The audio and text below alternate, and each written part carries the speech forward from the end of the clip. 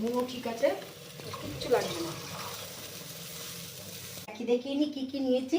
এতে 10টা কচি সিম আছে, এতে ছোটো ছোটো সিম। আচ্ছা, এইতে হচ্ছে পেঁয়াজ, দুটো পেঁয়াজ, ছোট দুটো পেঁয়াজ, 5-7টা কাঁচা লঙ্কা, আর 6-8-9টা হচ্ছে রসুন। আচ্ছা, এই নিয়েছি। আর এতে হচ্ছে 8-10টা গোলমরিচ, আর একটু সর্ষে, আর গোটা মতো চিংড়ি মাছ। 2 চামচের মতো সর্ষের তেল দিয়ে দিলাম, 2 চামচের মতো, বেশি না।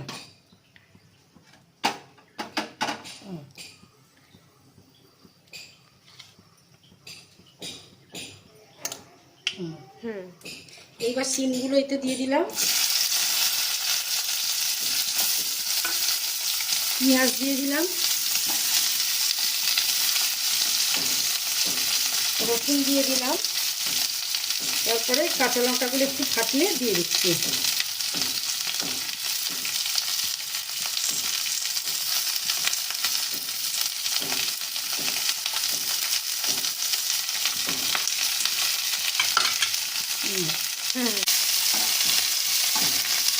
পরিমাণ মতো হলুদ আর পরিমাণ মতো নুন।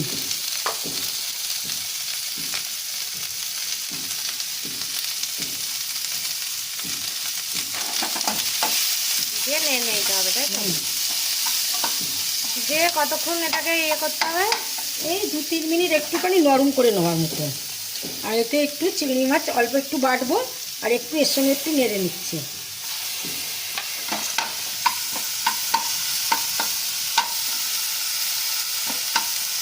চিংড়ি মাছটাও এর সঙ্গে আমি বেটে নেবো একসঙ্গে, ওই জন্য এর সঙ্গে নেড়ে নিলাম। উপকরণগুলো দিয়েছিলাম প্রত্যেকটাই নরম হয়ে গেছে, সিমের গন্ধটাও চলে গেছে প্রায়। এইবার মরা আছে রেখেছিলাম, এইবার আমি বন্ধ করে একটু ঠান্ডা করতে দিচ্ছি। এর মধ্যে গোলমরিচ আর সর্ষে, 8-10টা গোলমরিচ আর অল্প 1 চামচে সর্ষে দেওয়া ছিল, এটা এবার দিয়ে দিলাম এর মধ্যে।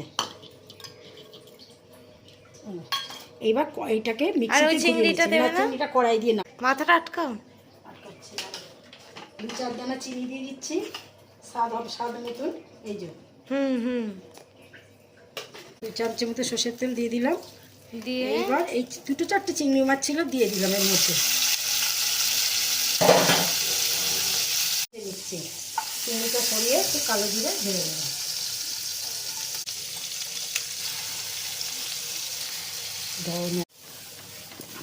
এবার আর কিছুই না, তেলের মধ্যে এটাকে নাড়াচাড়া করে নিলে আমাদের রেডি হয়ে যাবে শিম ভর্তা। একটা লাইক করে দেবেন, একটা সাবস্ক্রাইব করে দেবেন।